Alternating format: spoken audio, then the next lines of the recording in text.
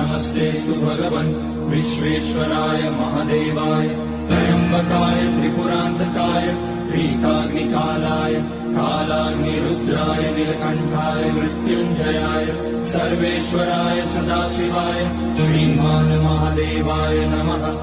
ॐ नमः शम्भवाय च मयोभवाय च नमः शङ्कराय च मयस्कराय च नमः शिवाय च शिवतराय च। ॐ त्र्यम्बकं यजामहे सुगन्धिं पुष्टिवर्धनम् उर्वारुकमिव बन्धनान् मृत्योर्मुक्ष्यमामृतात्। नागेन्द्रहाराय त्रिलोचनाय भस्माङ्गराय महेश्वराय नित्याय शुद्धाय दिगम्बराय तस्मै नकाराय नमः शिवाय। मन्दाकिनी सलिलचन्दनचर्चिताय नन्दीश्वर प्रमथनाथ महेश्वराय